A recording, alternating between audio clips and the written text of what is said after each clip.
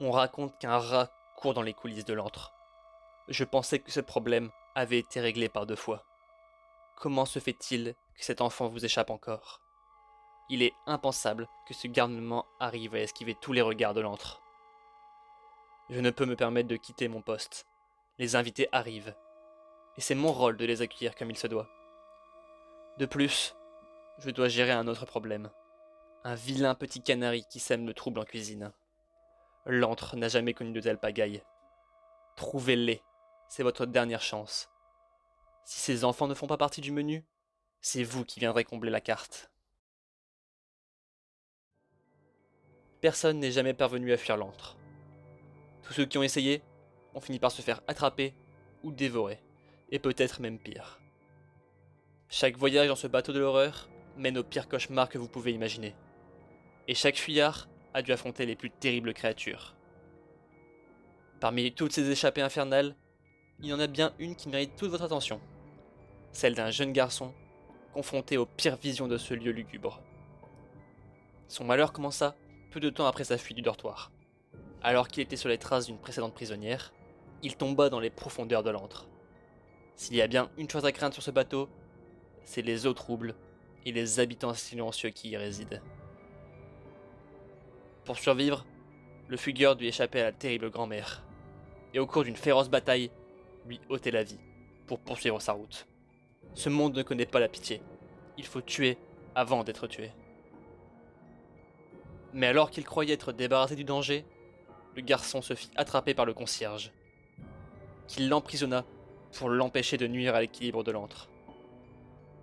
Mais si le jeune homme avait pu se défaire du monstre des profondeurs, ce n'est pas quelques liens qui allaient le retenir.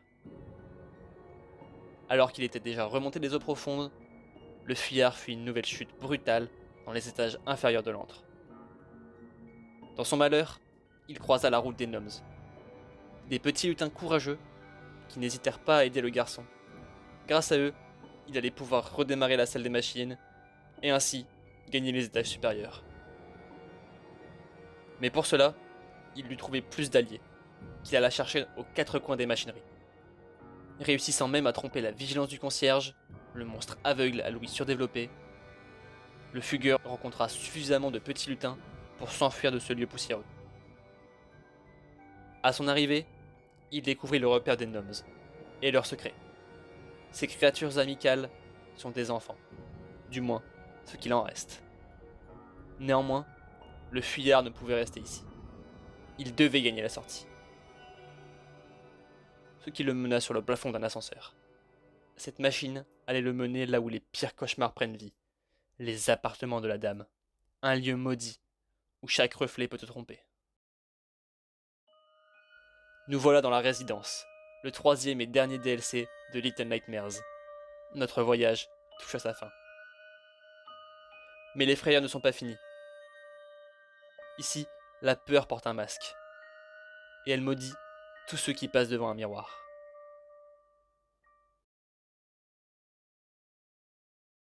Notre nouvelle étape nous amène dans une zone bien différente. Oubliez les profondeurs humides et poisseuses et la crasse poussiéreuse de la salle des machines. J'arrive dans les appartements de la dame. Une ambiance faussement chaleureuse, avec livres, fauteuils et cheminées. Mais tout ça donne plutôt la nausée. Même sans y être, on peut ressentir l'atmosphère étouffante de cette résidence. Ici, même les couloirs sont effrayants. Trop longs et sans la moindre lumière. Des cadres au mur avec seulement des masques et des visages impossibles à identifier. Le danger est partout, mais aussi nulle part. Imprévisible et invisible. Mais s'il y a bien une chose de visible, c'est le désordre qui règne ici. Je ne sais pas sur quoi la dame fait ses recherches, mais elle ferait bien d'engager un affreux monstre pour faire le ménage. En suivant une douce mélodie, j'arrive face à un danger bien plus pesant que tous les autres. La dame est là, occupée et apaisée par une poupée sans visage. Mais moi, ce sont des émotions inverses qui me traversent. Entre panique et terreur, j'avance à pas feutrés dans le dos de la geisha, retenant mon souffle pour qu'aucun bruit ne la fasse se retourner. Après cette épreuve, on arrive dans le cœur de la résidence. Une immense salle sinistre, avec en son centre un portrait de la dame, toujours en train de nous surveiller. Un homme attire mon attention vers une pièce étrange, des marques au sol et une statue sur un piédestal. J'avoue ne pas bien saisir l'intérêt de cette pièce. J'y reviendrai plus tard. Je commence mon enquête par la pièce gauche de l'étage. Une salle presque vide, à l'exception d'une statuette et d'un immense œil clos. C'était probablement évident pour vous, mais le pied se mit en marche dès que la statuette ne fut plus à sa place. N'ayant pas envie de finir écrasé par le plafond, je me dis que chercher un substitut vaudra mieux que de finir en crêpe. Je me retrouve alors dans une pièce à l'atmosphère bien différente. Des murs de livres et une belle pagaie au sol. Je suis probablement long à la détente, mais je n'ai pas compris tout de suite comment résoudre l'énigme de cette pièce. C'est seulement quand j'ai remarqué les symboles sur la tranche de livres au sol que j'ai compris. Je dois juste ranger un peu ce bazar et le chemin s'ouvrira. Vous pensez que je peux réclamer un salaire à la dame pour avoir rangé sa bibliothèque? Bon, après réflexion, ça me paraît pas être une très bonne idée. Me voilà en possession d'une statue en bois. De quoi parfaitement tromper le piège de la salle précédente. Une seule chose me chiffonne. Ce livre, marqué d'un masque. Quand on connaît l'importance de ces derniers, ça me paraît étonnant de le laisser là. Il nous servira peut-être plus tard. Parfait, ça a marché. J'ai ma première statue, et je pense savoir où la mettre. Comme je l'avais imaginé, la sculpture s'emboîte parfaitement, mais rien ne se passe. Il doit encore me rester des choses à trouver. Vous savez, des fois, les cassettes et moi, c'est compliqué. Par exemple, ici je dois simplement aligner les lumières avec les yeux. Mais mon manque de patience me fait défaut, et après 5 minutes à pousser les boutons et tirer des leviers aléatoirement, je finis par réussir à ouvrir le chemin. Une victoire écrasante pour l'ingéniosité et le bruit de force. Je crois que j'aurais préféré rester bloqué à l'entrée. Cet endroit est lugubre et personne ne semble être venu depuis bien longtemps. Vous vous moquez pas si je vous dis que ce qui me stresse le plus, c'est le fait qu'aucun de ces tableaux ne soit droit? Et en plus, on me force à regarder les têtes abominables qui sont représentées pour continuer ma route. Si je veux déverrouiller la suite de chemin, je vais devoir allumer une lumière pour chaque monstre présent dans les deux pièces. Il suffit juste de faire attention aux détails. Mais vu le regard de certains, c'est pas si facile.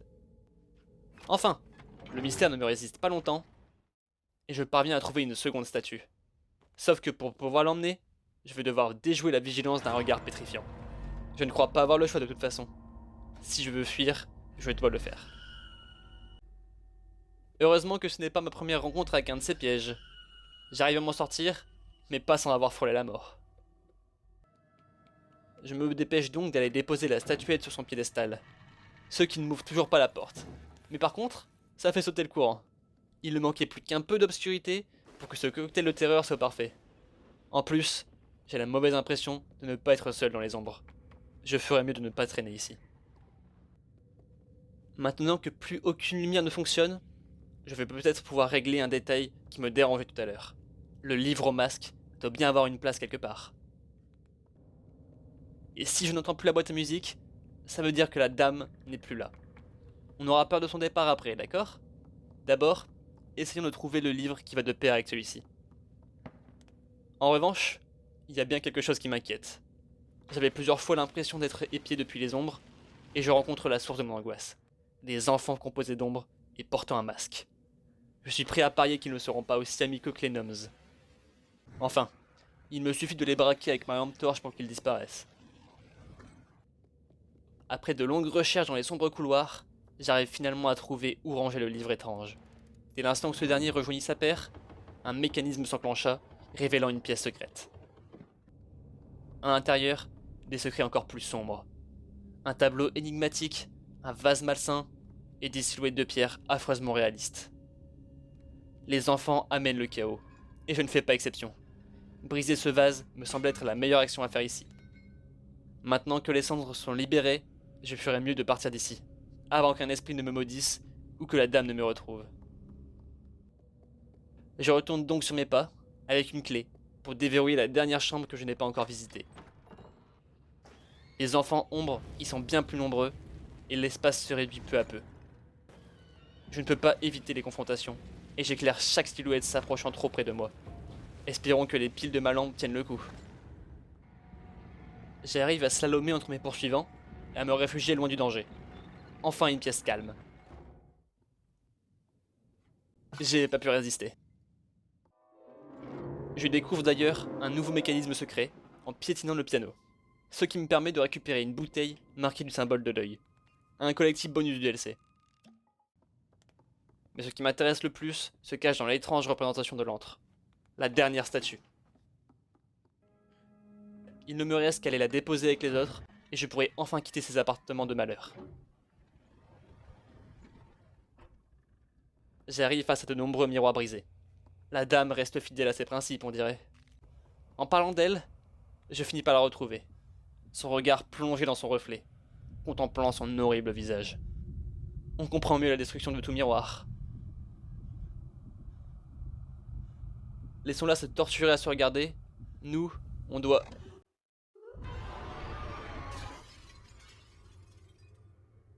Plus de temps pour la discrétion. La dame sait qu'on est là. Et elle sait qu'on connaît son secret. Il faut à tout prix sortir d'ici. Hélas, la sorcière ne nous laissera pas filer. Elle nous observe, cherchant le meilleur moyen de nous piéger. Mais elle n'attaque pas. Elle a encore le contrôle de la situation. Je pensais avoir un espoir avec ce petit miroir, mais même ce bibelot a été détruit.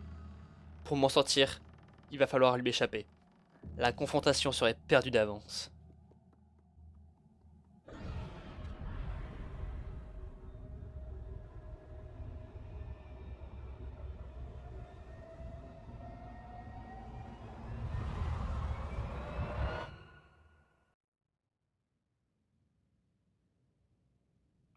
Elle m'a eu.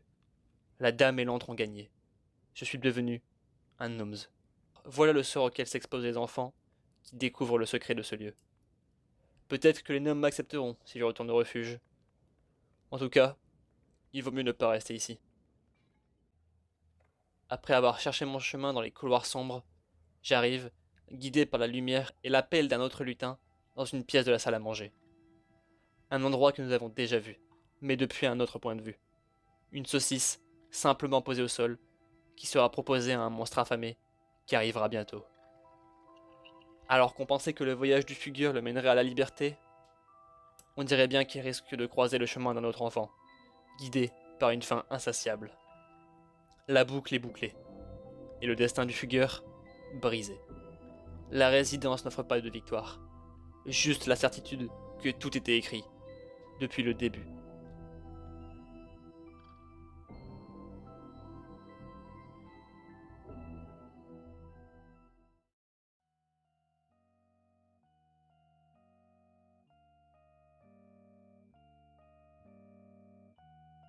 Et si vous pensez que ce monde est monstrueux, sachez que l'antre est un lieu paisible dans cette nature cruelle. Les monstres sont partout, et vous n'avez pas fini d'en faire de petits cauchemars.